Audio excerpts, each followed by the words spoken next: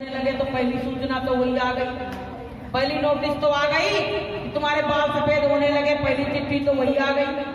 बोली दूसरी चिट्ठी वो आई कि तुम्हारे कानों से आंखों से दिखाई सुनाई करना बंद हो गया। अब बोले तीसरी चिट्ठी आ गई कि शरीर जर्जर होने लगा, आप तुम बूढ़े बुजुर्ग बने, एक तरफ कांप रहे हो और भगवान का नाम भी नहीं ले रहे हो, घर परिवार को देख रहे हो। और तीसरी चिट्ठी तो यही आ गई। तो बोले चौथी चिट्ठी में तो हम तुम्हें लेने ही आ गए, बोले 3 चिट्ठियां मैंने भेजी और तुमको कोई असर नहीं हुआ, फिर भी तुम दुनिया में लगे रहे, लेकिन चौथी चिट्ठी पे तो मुझको मजबूर होके आना ही पड़ा।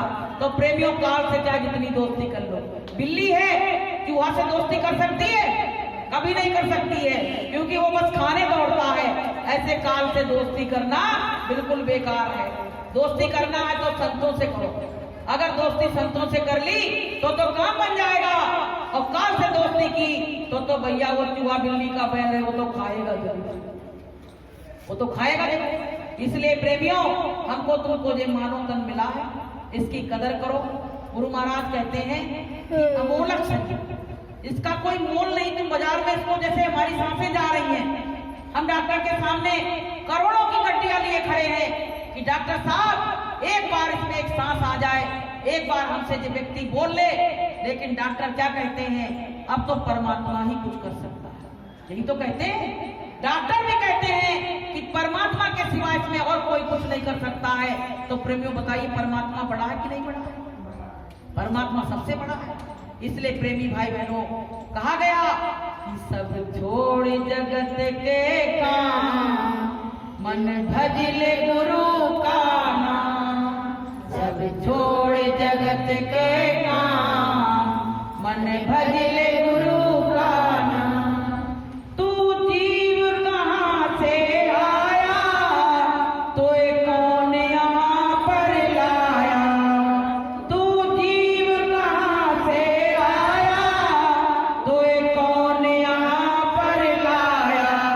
तेरा असली कहाँ मुकाम, मन भजले गुरु का नाम।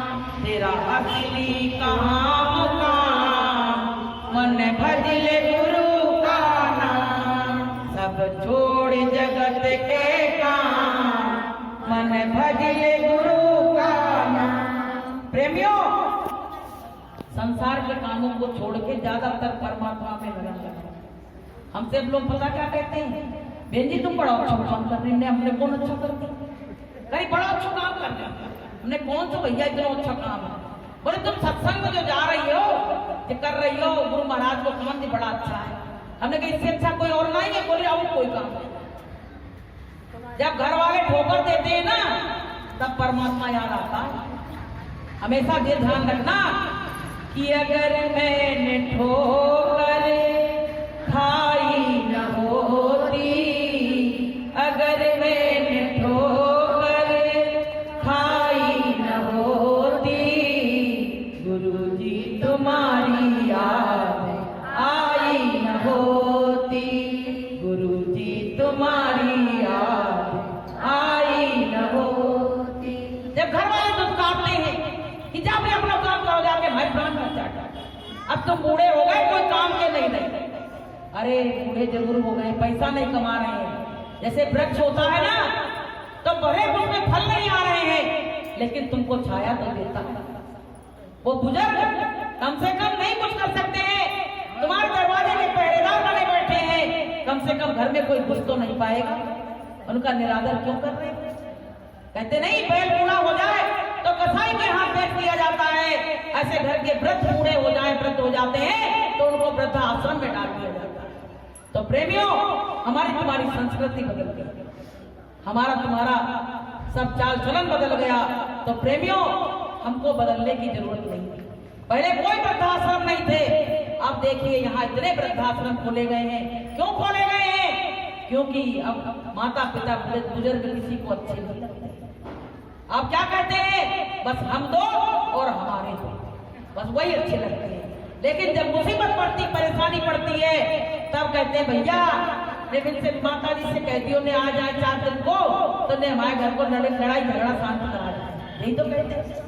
तब वो माता पिता अच्छे लगने लगते हैं। तो प्रेमी भाई बहनों, हम जो भी काम कर रहे हैं सब गलत कर रहे हैं। जब तक संतों की शरण में नहीं जाओगे तब तक तुमको दुनिया की चाल चलन का कुछ पता नहीं पड़ेगा। और संत और महात्माओं के सानिध्य में आ जाओगे तो तुम अच्छी जिंदगी जियोगे। बूढ़े बुजुर्ग क्या होते हैं, कितने अरमानों से वो घर बनाते हैं और नाती बेटा को पालते हैं, तो वही नाती बेटा ले जाके उनको वृद्धाश्रम में छोड़ देता है। एक बार क्या हुआ, एक ऐसे नए जोड़े शादी हुई तो कहने लगे कि पिताजी इस घर में रहने लायक नहीं है और ये बड़े बुजुर्ग कोई है नहीं, किसमें बैठे किससे बात करें, ऐसा करो इसको वृद्धाश्रम में करें। अब ये बात जब पिताजी ने सुनी तो उनको बड़ा दुख हुआ। वो कहने लगे कि हमने जैसे जैसे शादी की हम सोच रहे थे बहू बेटा के संग रहेंगे और ये तो कह रहे कि वृद्धाश्रम में छोड़िए।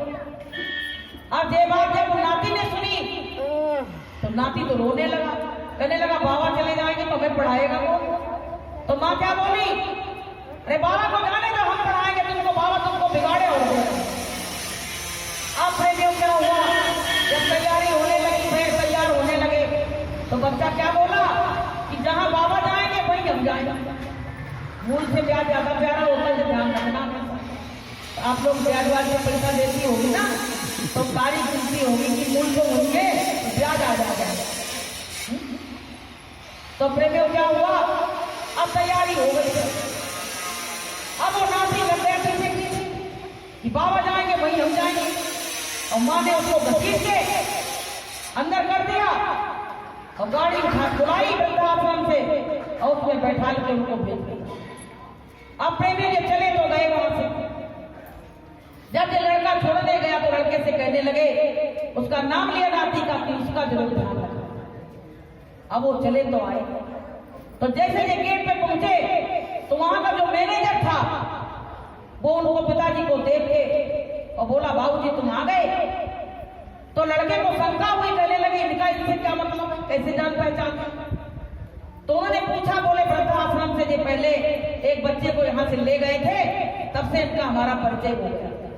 तब वो बच्चा समझ गया कि वो बच्चा मैं हूँ जो वृद्धाश्रम से ले जाके मुझको पाला पोसा बड़ा किया और मैं इनको वृद्धाश्रम में छोड़ने आया। तब प्रेमियों वो जाके बाहर वहां कुर्सी पड़ी थी उसमें बैठ के और बड़े चिंतन में पड़ गया। फिर भी वो पत्नी के डर से उनको ले नहीं गया। अब प्रेमियों के जब वहां से चले तो अपने परिवार की सारी फोटो जो थी एक में सबकी पूरे परिवार की वो अपने थैले में रख ली और थैले में रख के और जो कमरा मिला उसमें जाके लेट गए और अपने सीने पे रख के और वो यादें करते रहे और करते करते उनका दम टूट गया। अब ये लड़का शर्म खा के वहां पहुंचा, कहने लगा पिताजी से मिलना है। तो वो बोले कि जिस दिन पिताजी आए थे ना उसके तीसरे दिन तो उनका देहांत हो गया, वो तो चल गया। आप प्रेमियों बताइए, अब तुम रो चाहे चिल्लाओ चाहे दिखाओ, अब क्या है। 3 दिन की जिंदगी, 3 दिन के पीछे तुमने वहां वृद्धाश्रम पे छोड़ दिया। बताइए बूढ़े बुजुर्गों का कोई जीवन है कि जग में जीवन ऐसो तेरो, जग में जीवन ऐसो तेरो, बागन पंछी करते बसेरो, बागन पंछी करते बसेरो, मत अभिमान करो भैया भोर होते उड़ी जइयो, मत अभिमान करो भैया भोर होते उड़ी जइयो। तो भैया अभिमान नहीं करो। आजकल जैसे क्या होता है, आज हम वृद्ध हुए हैं तो कल आप भी तो वृद्ध होगे कि नहीं होगे, तो वही काम तुम्हारे संग होगा, फिर क्या करोगे, फिर क्या करोगे। इसलिए भैया क्या कहा गया है कि मत सता उसको नहीं तो रो देगा और जब सुनेगा उसका खुदा तो तुझको जड़ से खो देगा। जब लोग जैसे तुमने कोई वृक्ष है और उसकी तुमने जड़ काट दी, अब तुमको वो हरा भरा रहे तो कैसे रहेगा, रहेगा क्या भाई। जड़ कट गई तो ऊपर का तो वैसे ही सूख जाएगा, वैसे ही सूख जाएगा। ऐसे तुमने बूढ़े बुजुर्गों की जड़ काट दी, उनको भगा दिया घर से, तो तुम कहां से सुखी रहोगे, कहां से सुखी रह सकते हो। कभी नहीं रह सकते हो। ये बात हमेशा हर कोई ध्यान में रखना। तुम्हारे जीवन की जो बगिया खिली हुई है ना, वो मुरझा जाएगी, उसमें फूल कभी खिल नहीं सकते। इसलिए प्रेमी भाई बहनों कि कहा गया कि भला किसी का कर न सको तो बुरा किसी का मत करना, फूल नहीं बन सकते हो तो कांटे बन कर मत रहना। भला किसी का कर न सको तो बुरा किसी का मत करना, फूल नहीं बन सकते हो तो कांटे बन कर मत रहना। हम इस शरीर से किसी का अच्छा नहीं कर सकते हैं तो वाणी से कांटे भी होते हैं। वाणी के जो बाण होते हैं वो आदमी को बर्दाश्त नहीं होते हैं। तमाम माताएं बहनें ऐसी बेचारी कहती है तो सत्संग में वहां टाइम पास हो जाता। बहन जी जैसे घर घुसते हैं ऐसे ही बाण चलते रहते हैं, क्या करें कहाँ जाए? तो हम यही उनको समझाते हैं कि लड़ना झगड़ना नहीं, तुम घर में शांति बनाए रखना। एक ना एक दिन परमात्मा तुम्हारी पुकार को जरूर सुनेगा और तुमको एक ना एक दिन सुख जरूर देगा। तो प्रेमियों हम किसी का बुरा नहीं चाहते। अगर जैसे तुम किसी का बुरा चाहोगे तो परमात्मा तुम्हारा भी बुरा करेगा। एक बार क्या हुआ, एक महात्मा जी दरवाजे पे रोज भिक्षा मांगने आते तो महात्मा जी का इतना वो स्वागत करने लगी कि महात्मा जी रोज आने लगे। अब वो महात्मा जी से ऊब गई, कहने लगे जे महात्मा को ऐसा लपकाया कि ये तो रोज आने लगा।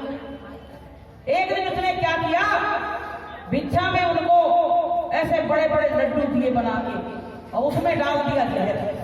कहने लगी खा लेगा मर जाएगा, आज के बाद तो नहीं आएगा कम से कम। अब देखो तुम भला नहीं कर सको तो बुरा भी नहीं करो, तुमको नहीं देना का तो हम नहीं देंगे।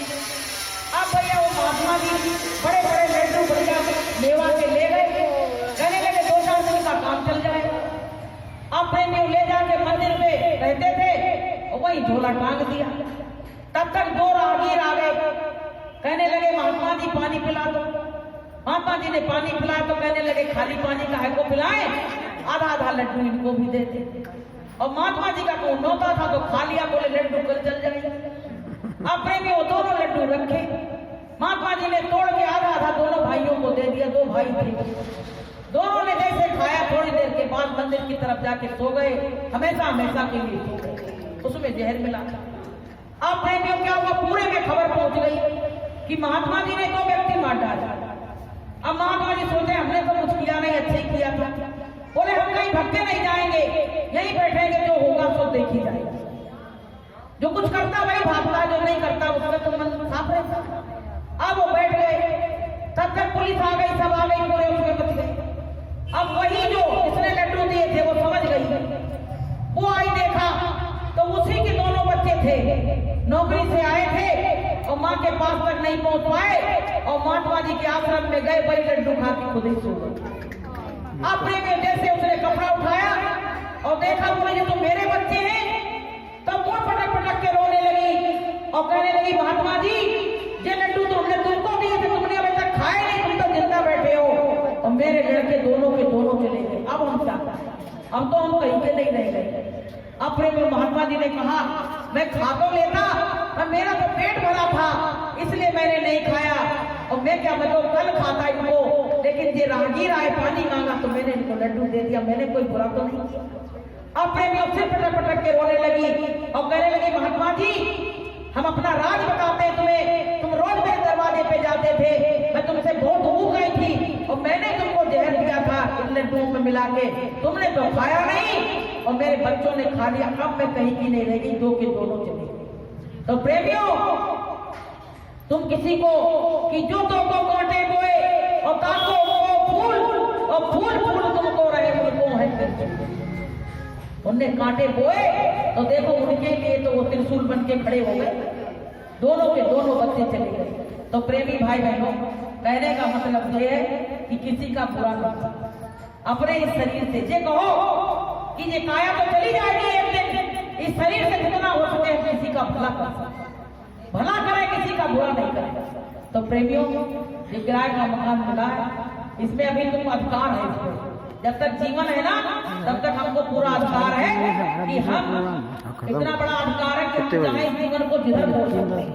कहो गुरु की भक्ति कर ले और चाहे विषय कमा ले, विषय विचारों में इस जीवन को खत्म कर दे कि चाहे गुरु की भक्ति कर और चाहे विषय कमा ले, चाहे गुरु की भक्ति कर ले चाहे विषय विचारों में बर्बाद कर दे। तो प्रेमियों हमको क्या करना चाहिए? आप लोगों को क्या अच्छा लग रहा है कि विषय विचारों में बर्बाद करें कि परमात्मा की भक्ति में बर्बाद करें? ये जीवन क्या करे परमात्मा की भक्ति में। तो हमको तुमको आ जाओ में परमात्मा